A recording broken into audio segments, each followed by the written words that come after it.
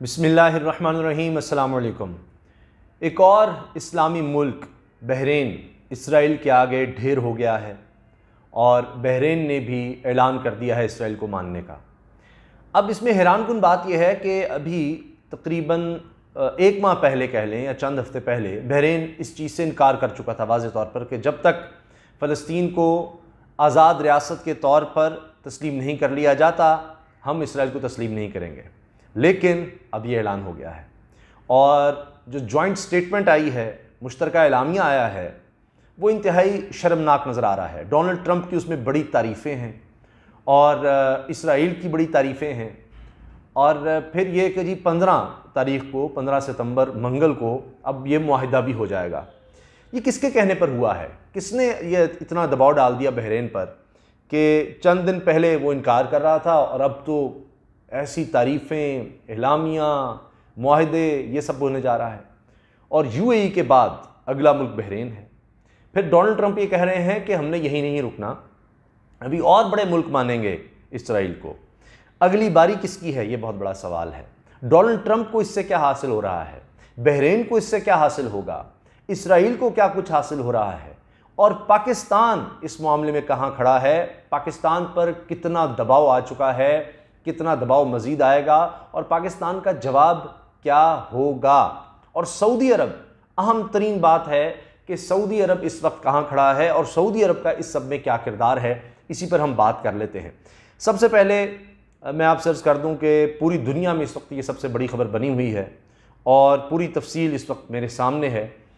इसमें एक दुख की बात यह भी है कि जिन लोगों के सीनों पर खड़े होकर ये मुआहदे हो रहे हैं फ़लस्तीनी, वो एहतजाज कर रहे हैं लेकिन कोई नहीं सुनने वाला उनकी।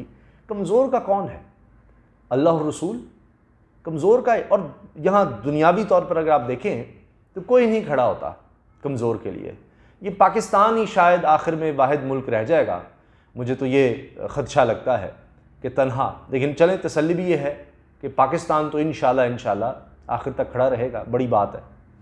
अब ये जो मुआहिदा हुआ है, जो जॉइंट स्टेटमेंट आई है इस मुआहिदे के हवाले से, क्योंकि दस्तखत होने हैं 15 तारीख को और यूएई भी वहाँ पर होगा और ये अमेरिका में जाकर, अमेरिका सरकार के सामने जाकर ये सारा कुछ होगा। इसमें अमेरिका ने बड़े फ़ायदे लेने हैं। डोनाल्ड ट्रंप के पास और कुछ नहीं था इलेक्शन जीतने के लिए, अब वो सारी यहूदी लॉबी, अमीर तरीन लॉबी को खुश कर रहे हैं और वो इसको छुपा नहीं रहे। वो कहते हैं जी मेरे जितना काम किसने किया है इसराइल के लिए, और ऐलान कर रहे हैं कि मेरे से ज़्यादा दोस्त ही कोई नहीं तारीख़ में आया इसराइल का अमरीकी। और ये बात दुरुस्त भी लगती है। क्यों? क्योंकि उन्होंने पहली दफ़ा ये हुआ है कि बैतुल मक़दस को कह दिया कि इसराइल का हिस्सा है, बगैर किसी डिबेट के। अक़वाम मुत्तहिदा करारदादें जाएँ भाड़ में, अरब लीग ने जितनी मुआहिदे किए वो भी गए जनाब रद्दी की टोकरी में, ऐसी की तैसी। उन्होंने कहा ये बैतुल मक़दस जनाब इसराइल का हुआ और इसी शर्त पे सारे मानो। जो क़िबला अव्वल मुसलमानों के लिए कहलाता है वो सारे का सारा यरूशलेम उनके हवाले कर दिया कि उनका दारुल हुकूमत होगा इसराइल का। बहरहाल जनाब, अब ये बहरीन के बादशाह हम्माद बिन ईसा अल खलीफ़ा और इसराइली वज़ीर आज़म बेंजामिन नेतन्याहू और डोनाल्ड ट्रंप ने इस नई पेशरफ्त का ऐलान किया है और इससे पहले जुम्मे को इन्होंने बात भी आपस में की थी। अब अमेरिकी सदर डोनाल्ड ट्रंप ने इसराइल और बहरीन के दरमियान मुआहदे का ऐलान तो कर दिया है, लेकिन बहरीन ने मुत्तहिदा अरब अमारात के नक्श कदम पर चलते हुए ये ऐलान किया है कि वो इसराइल से सफारती ताल्लुकात बहाल कर रहा है। तमाम तरह के ताल्लुकात बिल्कुल वही जिस तरह की यूएई ने किए हैं। तो परवाज़ें पहले ही चल रही थी, अब हर चीज़ होगी। AFP बता रहा है इदारा कि अमरीकी सदर ने इसे तारीख़ी दिन करार देते हुए कहा कि इसराइल और बहरीन सही मानों में सिफारती और तिजारती ताल्लुकात कायम कर रहे हैं। अब वाइट हाउस में सहाफ़ियों से गुफ्तगू की है डोनाल्ड ट्रंप ने और कहा कि ये सिफारतखानों और सिफारतकारों का तबादला करेंगे। दोनों ममालिक के दरमियान बराह रास्त परवाज़ों का आगाज़ होगा और तालीम, सेहत, कारोबार, टेक्नोलॉजी, सिक्योरिटी और ज़राअत समेत मुख्तलिफ शोबों में ताउन का आगाज़ कर देंगे। अब बहरीन ने मुश्तरका बयान में कहा कि उन्होंने आइंदा मंगल को व्हाइट हाउस में होने वाली तकरीब में इसराइल से बाज़ाब्ता तौर पर ताल्लुकात की बहाली का फैसला किया है, जहां मुत्तहिदा अरब अमारात भी इसी तकरीब में अपने मुआहदे पर दस्तखत करेंगे। तो दोनों ही इकट्ठे ढेर हो रहे होंगे, दोनों ही अपनी शिकस्त पर दस्तखत कर रहे होंगे। अच्छा जी, और इसको डोनाल्ड ट्रंप ने ट्वीट भी कर दिया है जी, हिस्टोरिक। हर दफ़ा वो हिस्टोरिक ही कह रहे हैं। अब बयान में ये भी बात सामने है कि बहरीन के बादशाह हम्माद बिन ईसा अल खलीफ़ा, इसराइली वज़ीर आज़म बेंजामिन नेतन्याहू और डोनाल्ड ट्रंप ने इस नई पेशरफ के ऐलान से पहले जुम्मे को बात की थी। बहरीन ने कहा कि फ़ोन कॉल के दौरान बादशाह ने 2 रियासती हल और बैनुल-अक़वामी करारदादों के तहत स्ट्रेटेजिक ऑप्शन के तौर पर वसीतर अमन तक रसाई की ज़रूरत पर जोर दिया है। अब ये बातें सुन लें ज़रा। अभी ताज़ा खबर यह है कि मज़ीद फ़लस्तीनी इलाकों पर कब्ज़ा किया जा रहा है, फ़लस्तीनियों के घर गिराए जा रहे हैं, मिसमार किए जा रहे हैं, उनको बेघर किया जा रहा है। ये सिलसिला जारी है, बस आंखें बंद कर लो, मेरी मारो तुम, हमारे मुसलमान भाई हैं, बस हमने आंखें बंद रखनी है, तुम जो मर्जी करते रहो, बस ये पैसा। अच्छा, उसका मैं आगे जिक्र करता हूँ, सऊदी अरब की बात करता हूँ, जल्दी जल्दी ये ज़रा खबर मुकम्मल हो जाए। अच्छा, इसके अलावा जनाब बहरीन के दारुल-हुकूमत मनामा में एक सीनियर अहदेदार ने कहा कि इस मुआहदे से सिक्योरिटी, अमन, खुशहाली और इस्तेहकाम में इजाफा होगा। बहरीन को ये पता है, कोई ये मेरा नहीं ख्याल कि वो इतने यानी उनके जहन बंद होंगे कि सबसे पहले मिस्र ने माना था 1979 में, 1979 में इसराइल को, उसके बाद उर्दन ने 1994 में, अब उसके बाद आकर पूरी तरह से यूएई ने माना है। अब उर्दन और मिस्र के हालात देख लें, जिसने माना है इसराइल को, क्या वहाँ दूध और शहद की नहरें बह रही हैं? क्या वहाँ बहुत अमन आ गया है? क्या वो तरक्की याफ्ता तरीन ममालिक बन गए हैं? कतई नहीं, हरगिज़ नहीं। तो इनको क्या हासिल हो जाएगा, ये भी सोचना चाहिए। जिन ममालिक ने माजी में माना और दिहाइयों पहले मान लिया था, उनको क्या मिल गया जो इनको मिलेगा? ठीक है, वक्ती तौर पर आपको लगता है कि बड़ी खुशहाली आएगी, बड़े बड़े बैंक्स आ जाएंगे, मल्टीनेशनल कंपनीज आ जाएंगी, पैसा आ जाएगा, सब कुछ हो जाएगा, हमें दिफाई तौर पर बड़ा कुछ मिल जाएगा, अमेरिका सरकार हमारे साथ हो जाएगा, इसराइल इतना स्ट्रॉन्ग दिफाई तौर पर हर लिहाज से, असल चीज़ के पूरी दुनिया में उनके लोग मईशत के हवाले से, बैंकिंग सिस्टम के हवाले से रूल कर रहे हैं, तो ये आपको हासिल हो जाएगा। लेकिन हकीकत में होता नहीं है, तारीख़ से सबक सीखना चाहिए। इससे पहले इसराइल इस तरह के महज 2 अमन मुआहदे कर चुका है, और वही मैंने जिस तरह अर्ज़ किया, मिस्र से हो चुका है 1979 में, 1994 में उर्दन से था। और ट्रंप को उम्मीद है कि ये सिफारती कामयाबी 3 नवंबर को होने वाले अमेरिकी इंतखाबात में इनके लिए अहम संग मिल साबित होगी, क्योंकि यही, वरना कोरोना से तो तबाह हो रहे हैं। अब वाइट हाउस में ट्रंप ने जश्न मनाते हुए इस पेशरफ को ना सिर्फ मशरिक़ वुस्ता बल्कि दुनिया के लिए इंतहाई अहम करार दिया और कहा कि इंतहाई दिलचस्प है कि वो अमेरिका में 11 सितंबर 2001 को किए गए हमलों की बरसी के मौके पर यह ऐलान कर रहे हैं। यह भी एक दिलचस्प बात है कि इस दिन उन्होंने दिखाना था कि हमने किया है। फिर कहा कि जब मैं सदर बना था तो उस वक्त मशरिक़ वुस्ता अजीब अफरा तफरी का शिकार था। अच्छा, अब नहीं है, जैसे अब मज़ीद अफरा तफरी होनी है। इसराइल में वज़ीर-ए-आज़म बेंजामिन नेतन्याहू ने इस मुआहदे का खैर मकदम किया। इन्होंने हिब्रू में अपने पैगाम में कहा कि मैं इसराइल के शहरियों को ये बताना चाहता हूँ कि इस शाम हम एक और अरब रियासत से हम मुआहदा करने में कामयाब हो गए हैं। मैं तो कहूँगा इसे शिकस्त देने में कामयाब हो गए हैं। बहरहाल, और ये मुआहदा मुत्तहिदा अरब अमारात से पहले होने वाले अमन मुआहदे की रोशनी में तारीख़ी अमन का मौजिब बनेगा। किस तारीख़ी अमन का? वो जो आप जुल्म ढा रहे हैं, निहत्ते फ़लस्तीनियों का रोज़ कत्ल कर रहे हैं, उनके घरों को गिरा रहे हैं, बेघर कर रहे हैं, उनकी ज़मीनों को हथिया रहे हैं, वो वाला अमन। मुत्तहिदा अरब अमारात की वज़ारत ख़ारजा में स्ट्रेटेजिक कम्युनिकेशंस की डायरेक्टर ने बहरीन और इसराइल को मुबारकबाद के पैगामात भेजे और कहा कि आज एक अहम और तारीख़ी कामयाबी का दिन है और ये इक़दाम ख़ित्ते में बेपनाह इस्तेहकाम और खुशहाली का सबब बनेगा। शर्म आती है। उधर डोनाल्ड ट्रंप ने कहा है कि आने वाले दिनों में मज़ीद अरब रियासतें भी इसराइल के साथ सफारती ताल्लुकात बहाल करेंगी और इसराइल के लिए अपने दरवाजे खोलेंगी।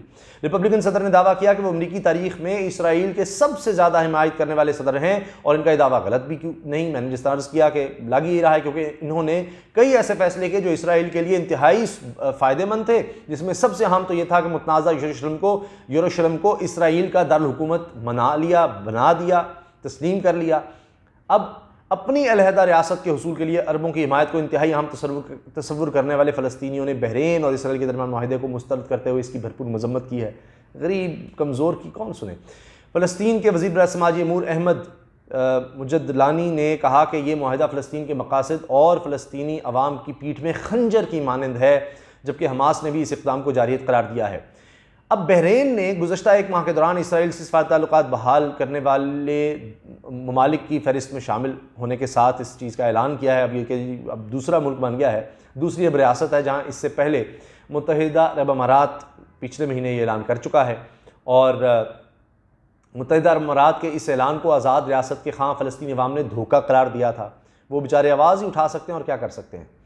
अच्छा, बहरीन के इसराइल से 1990 की दिहाई से ताल्लुकात हैं और पहला खलीजी मुल्क था जिसने मुत्तहिदा अरब अमारात के इक़दाम का खैर मकदम किया था और तवक्को यही की जा रही थी कि वो अमारात के इस इक़दाम की पैरवी करने वाला पहला मुल्क बन जाएगा।